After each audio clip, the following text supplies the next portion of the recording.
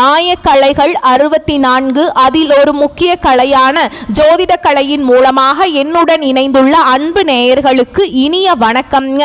மிதுன ராசி நேயர்களுக்கு புதுசா அப்படி என்ன இருக்க போகுது, எப்பவும் போல வாழ்க்கை கீழேயே தான் போகுது அப்படின்னு கதரும் நேயர்களுக்கு ஒரு நல்ல செய்தி காத்திருக்குதுங்க. அந்த செய்தியை தெரிஞ்சுக்கிறதுக்கு முன்னாடி இந்த உலகை காக்கும் முருகப்பெருமானுடைய பாதம் தொட்டு வணங்கி வீடியோக்குள்ள போலாங்களா?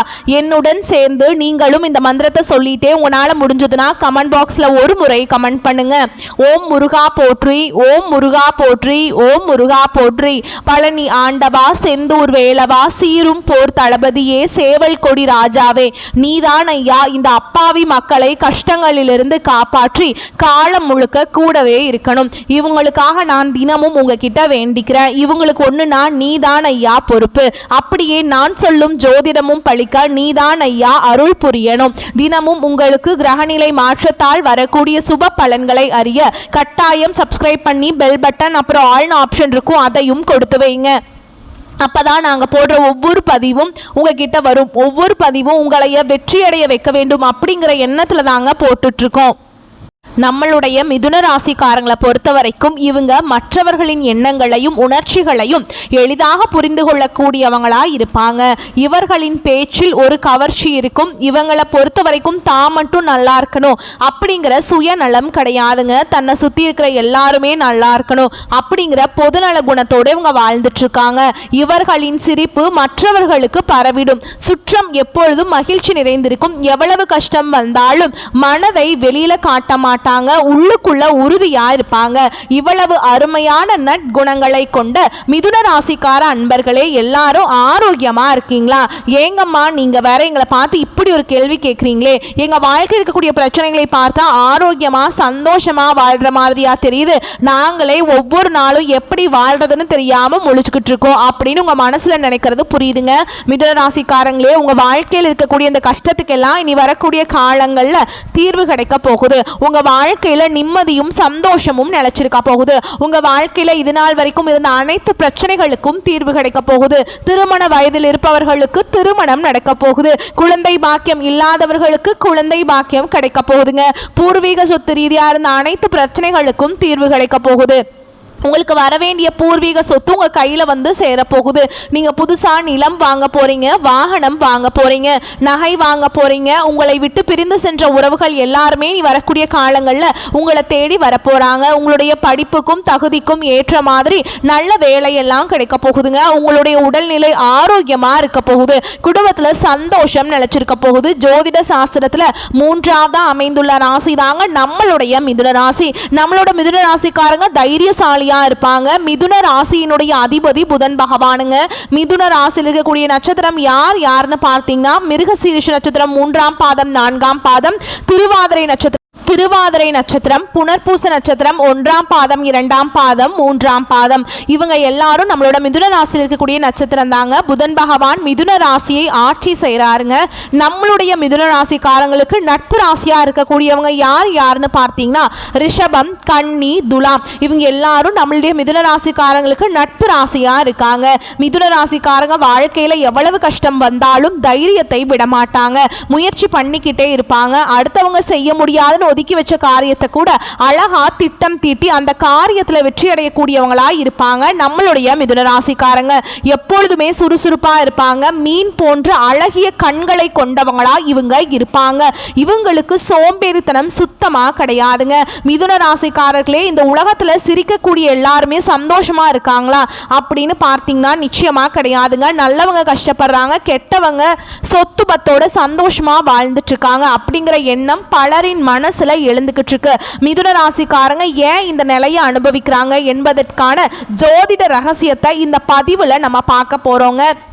இந்த மிதுன ராசிக்காரங்க யாரு, இவங்க பூமிக்கு வந்ததன் ரகசியம் என்ன, இவங்களின் கஷ்ட நஷ்ட காலம் ஏன் இப்படி இருக்கு, கஷ்டங்கள் தொடர்ந்து இருக்குமா அல்லது மறையுமா போன்ற தகவலை பற்றி விரிவா நம்ம இந்த பதிவுல பார்த்து தெரிஞ்சுக்க போறோங்க.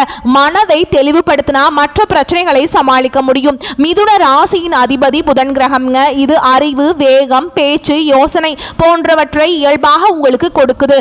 ஆனா அதே புதன் இரட்டை மனதையும் கொடுக்கிறார். மிதுன ராசிக்காரங்க மற்றவர்கள் ஒரு முறை யோசிச்சா யோசிச்சா இவங்க 2 முறை யோசிப்பாங்க. இவங்க வெளியில ஜாலியாகவும் சுறுசுறுப்பாகவும் எல்லாருக்கும் நல்லவர்களாகவும் இருப்பாங்க.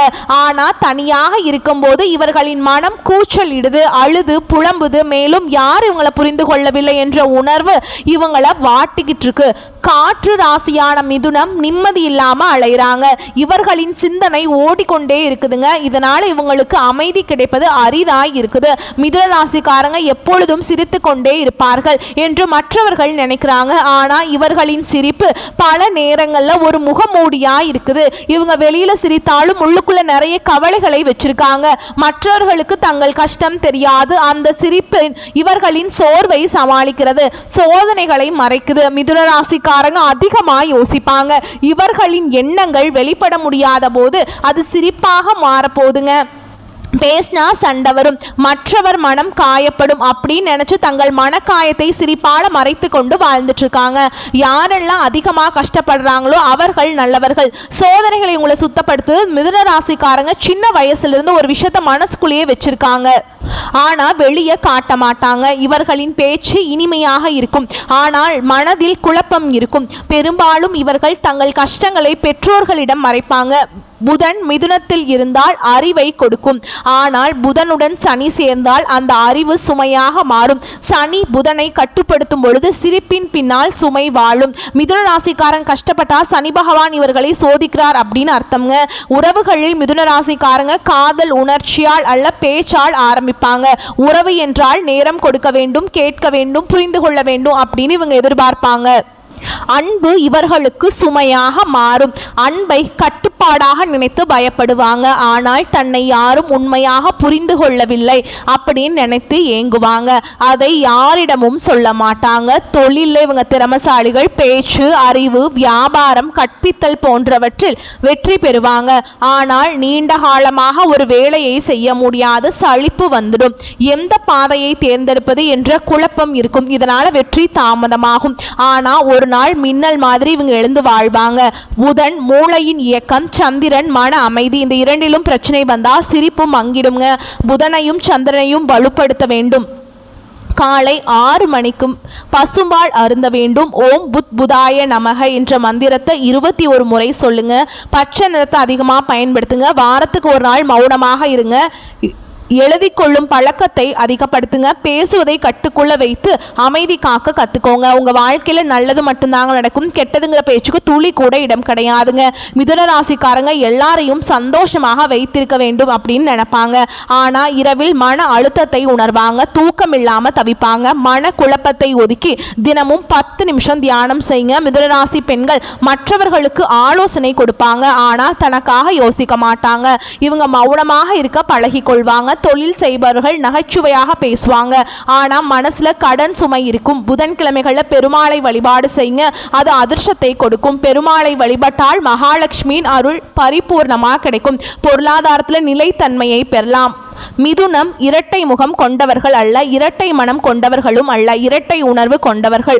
ஒரு மனம் கவலைப்பட்டு கொண்டே இருக்கும், ஒரு மனம் ஓய்வில்லாமல் யோசித்து கொண்டே இருக்கும். இந்த இரண்டையும் கையாள கற்றுக்கொண்டால் மிதுனம் ஜெயித்துவிடும். அமைதியாக உட்கார்ந்து எழுதக்கூடிய பழக்கமும் தியானம் செய்வதும் இயற்கையோடு ஒத்து நடப்பதும் தீர்வாக இருக்கும். கண்களை மூடி ஆழமான மூச்சிழுத்து அமைதியாக 10 நிமிடம் உட்கார்ந்து என்ன ஓட்டங்களை கவனியுங்கள். நல்லவன் ஏன் கஷ்டப்படுறான் என்றால் கஷ்டங்களை மனதை தூய்மையாக்குறான். புதன், சந்திரன், சனி ஆகிய 3 கிரகங்கள் தான் நம்மை இயக்குது. மிதுனம் இந்த இயக்கத்தின் மையம். சிரிப்புக்கு பின்னால் மறைந்திருக்கும் துயரத்தை புரிந்து கொள்ள வேண்டும். புதன், குரு, சனி கிரகங்களின் பலவீன காலத்தை மிதுன ராசி கடந்து வந்திருக்கு. கடந்த 10 வருடங்களாக வாழ்க்கை ஒரு ரோலர் கோஸ்டர் மாதிரி இருந்ததுங்க. 2023 முதல் 2025 வரைக்கும் சந்திரன் மனதை அலைபாய விடுவாருங்க. புதன்கிழமைகளை துளசி செடிக்கு நீரூற்றி வழிபாடு செய்யுங்க. சனிக்கிழமைகளை முதியவர்களுக்கு உணவளிங்க. தினமும் காலையில் 6 மணிக்கு குளித்து முடித்து பூஜை அறையில் உட்கார்ந்து ஓம் நமோ நாராயணா அப்படிங்கிற மந்திரத்தை 9 முறை சொல்லுங்க. 2026 32 வரைக்கும் மிதுனத்தின் வாழ்க்கையில் ஒரு விளைச்சல் பருவம். குரு 9ஆம் வீட்டில் வருவது ஆசீர்வாத நிலை. சந்திரன் வலுப்பெற போறாருங்க. தொழில் உயர்வு, குடும்பத்தில் அமைதி, நிதி வளம் பெருகும். நீண்ட நாள் கனவுகள் நிறைவேறும். ஆனால் உயர்வு முன்னாடி தாழ்வு இருக்கும். 2025 முடிகிற வரைக்கும் சோதனைகள் இருக்கும். மிதுனம் சிந்திக்கும். அவன் மூச்சு தெய்வ சுவாகம். அவருடைய சிந்தனை உலகத்தையே மாற்றக்கூடிய திறனுடையது. ஆனால் அந்த சிந்தனை சீராக இருக்க வேண்டும். பகல் வேளையில மிதவை போலவும் இரவில் தியானம் பண்ணணுங்க. ஒவ்வொரு இரவும் படுக்கிறதுக்கு முன்னாடி மூச்சு ஆழமா இழுத்து நான் அமைதியா இருக்கேன்னு சொல்லுங்க. நிலவை பார்த்து 3 நிமிடம் அமைதியா இருங்க. இது மன அழுத்தத்தை குறைத்து புதனுடைய அதிர்வை சமநிலைப்படுத்தும். புதன் சரியா இருந்தா மட்டும்தான் மிதுனம் ஜெயிக்க முடியும். பச்சை நிற ஆடையை அணியுங்க. பச்சை நிறத்தை அதிகமா பயன்படுத்துங்க. ஒவ்வொரு புதன்கிழமையும் பசுமாட்டுக்கு பச்சை பயிறு மற்றும் வெல்லம் சேர்த்து உணவை கொடுங்க. குழந்தைகளுக்கு கல்விக்கு உதவி பண்ணுங்க. திங்கள் தோறும் இரவு நிலவை பாருங்க. தண்ணீர் நல்லா குடிங்க. தாயை வணங்க. சனிக்கிழமைகளை கருப்புழுந்து தானம் பண்ணுங்க. பசுமாடு, நாய்களுக்கு, காகத்துக்கு, பறவைகளுக்கு உணவு கொடுங்க. உங்க வாழ்க்கையில் இருக்கக்கூடிய அனைத்து பிரச்சனைகளும் காணாம போயிடும். உங்களுடைய எண்ணம் போல் உங்க வாழ்க்கையில நல்லது மட்டும்தாங்க நடக்கும். உங்களுடைய பேச்சு தான் உங்களுடைய உயிர். நீ பேசக்கூடிய வார்த்தைக்கு உயிர் இருக்கு. நீ என்ன நினைச்சு பேசுறியோ உன் வாக்கு பலிக்கும். யோசிச்சு பேசுங்க. வார்த்தையை விதையாக கருதி பேச வேண்டும். நடந்தது உன்னை வலுப்படுத்துச்சு, நடக்கிறது உன்னை சோதிக்குது, நடக்க போகிறது உன்னை காப்பாற்றும். சிரிப்பு ஒரு மருந்து. அது உண்மையான சிரிப்பாக இருக்கணும். பொறுமையாக இருங்க, அமைதியாக இருங்க. மௌனம் மட்டும்தான் மிதுனத்துடைய பெரும் பலமாக இருக்கும். கர்மத்துடைய பாசம். நீ நல்லவன், ஆனால் பூர்வ ஜென்மத்தில் சில பிழைகள் இருக்கலாம். அது உன்னை கஷ்டப்படுத்த வரல, உன் வாழ்க்கையை சுத்தப்படுத்துது. நல்லவன் கஷ்டப்படுவது தண்டனை இல்லை, அது தூய்மையாக்குற காலம். சனி நீ செய்கிறதுக்கு உனக்கு தகுந்த மாதிரி பலன் தருவார். பாவம் பண்ணவனுக்கு உடனடியாக சுகம் கிடைக்கும். ஆனால் நீண்ட நாள் நிம்மதி கிடைக்காது. பாவம் பண்ணவன் தான் கஷ்டப்பட்டா கஷ்டம் சிறிது காலம்தான். அவனுக்கு இறுதியில் பார்த்தீங்கன்னா தெய்வீக அமைதி கிடைக்கும். கெட்டவன் சிரிக்கிறான், அவனுடைய கிரகம் சுழன்றாலே அந்த சிரிப்பு கண்ணீராக மாறும். நல்லவன் பலரான அவனுடைய சனி பரிபூர்ணமாக உன்னை பலப்படுத்திட்டாருங்க. அவர் சிரிப்பு உலகத்துக்கு ஒளி தரும். நீ நல்லது பண்ண, ஆனால் காயம் அடைஞ்சுது. உன் பாவம் இல்லை, உன்னுடைய பரிசுத்தம். கிரகங்கள் உன்னை சோதிக்குது. சனி உனக்கு பொறுமையை கற்றுக் கொடுக்குது. சந்திர பகவான் உன் உணர்ச்சிகளை வெளிப்படுத்த தூண்டி விடுறாருங்க. புதனுடைய சிந்தனையை மேம்படுத்துகிறார். 2026க்கு பிறகு சனியுடைய சுழற்சி முடிஞ்சது. நல்லம வாழ்க்கை திரும்பும். சந்தோஷத்தை நோக்கியும் நிம்மதியை தேடியும் போக போகுது. கர்மம் ஒரு விதை மாதிரி, அது உடனே முளைக்காது. சில விளைகள் சில ஆண்டுகளுக்கு பிறகுதான் மலரும். இந்த 3 பரிகாரத்தை தொடர்ந்து செஞ்சு வந்தீங்கன்னா வெற்றி நிரந்தரமாக உங்களுக்கு கிடைக்கும். அந்த 3 பரிகாரம் என்னென்னு பார்த்தீங்கன்னா, சனிக்கிழமைகளை கருப்பு நிற நாய்களுக்கு உணவு கொடுங்க. பசுமாடு மற்றும் முதியவர்களுக்கு உதவி பண்ணுங்க. புதன்கிழமைகள் அன்னைக்கு துளசி செடிக்கு நீர் ஊற்றுங்க. கல்விக்காக கஷ்டப்படக்கூடிய குழந்தைகளுக்கு உதவி பண்ணுங்க. திங்கள் இரவு நிலவை பாருங்க. தாயை வணங்கணும். தினமும் காலையில் எழுந்த உடனே எனக்கு நடக்கிறது எல்லாமே நல்லதாகவே நடக்கும், தெய்வம் எனக்கு துணை இருக்குன்னு சொல்லி பழகுங்க. உங்களுடைய எண்ணம் போல் உங்கள் வாழ்க்கையில் நல்லது மட்டும்தாங்க நடக்கும். என்ன நடந்தாலும் சரி, இது எனக்கு நல்லது தான் அப்படின்னு யோசிச்சு பாருங்க. நல்லவன் கஷ்டப்படுறான், அவன் தெய்வத்துடைய பரிசுத்தமான ஆவி. அவனுடைய சோதனை அவன் ஆன்மாவின் பரிசு. கெட்டவன் சிரிக்கிறான், ஏன்னா அவனுடைய விதை இன்னும் முளைக்கல. அவனுடைய சுகம் தற்காலிகம். உன்னுடைய கஷ்டம் உன்னை தண்டிக்க வரல, உன்னை தெய்வம் வடிவமைச்சிட்டு இருக்காங்க. நீ நல்லவங்க, அதனால சனி உன்னை சுத்தப்படுத்துறாங்க. நீ சிரிக்கிறத மட்டும் நிறுத்தாத. நாளை உன்னுடைய சிரிப்பு உலகத்துக்கே வெளிச்சத்தை கொடுக்கும். நல்லவங்க சிரிச்சா நாடு செழிக்கும். அதனால உங்க வாழ்க்கையில எவ்வளவு கஷ்டம் வந்தாலும் சிரிக்க கத்துக்கோங்க. உங்க வாழ்க்கையில சந்தோஷம் நிலைச்சிருக்கும். இந்த உலகத்துல யாருங்க கோடீஸ்வரன்? கோடி கோடியா பணம் வச்சிருக்கவங்களா, பிடிச்ச உணவுகளை சாப்பிட்றவங்களா, பிடிச்ச உறவுகள் கிட்ட பேசுறவங்களா? அதுல யாருமே கோடீஸ்வரன் கிடையாதுங்க. யார் ஒருத்தவங்க நோய் நொடி இல்லாம மனக்கவலை இல்லாம நிம்மதியா தூங்குறாங்களோ அவங்க தான் இந்த உலகத்திலேயே சிறந்த கோடீஸ்வரன். அப்பேற்பட்ட கோடீஸ்வரன் ஆகக்கூடிய யோகம் உங்களுக்கு இந்த காலகட்டத்தில் அமைஞ்சிருக்குதுங்க. உங்கள் வாழ்க்கையில் நீ வரக்கூடிய காலங்களில் கவலை கண்ணீர் அப்படிங்கிற பேச்சுக்கெல்லாம் துளி கூட இடம் கிடையாதுங்க. இது நாள் வரைக்கும் உங்களுடைய மனசில் இருந்த மனக்கவலைகள் எல்லாம் நீ வரக்கூடிய காலங்களில் காணாமல் போக போகுது. நீங்கள் சந்தோஷமான ஆரோக்கியமான வாழ்க்கையை நீ வரக்கூடிய காலங்களில் வாழ போகிறீங்க. உங்கள் வாழ்க்கையில் சந்தோஷம் நினச்சிருக்க போகுது. நம்மளுடைய மிதுன ராசிக்காரங்க சுறுசுறுப்பாக இருப்பாங்க. சோம்பேறித்தனத்தை இவங்க துளி கூட விரும்ப மாட்டாங்க. இவங்க நிதானமான அறிவாற்றல் கொண்டவங்களாக இருப்பாங்க.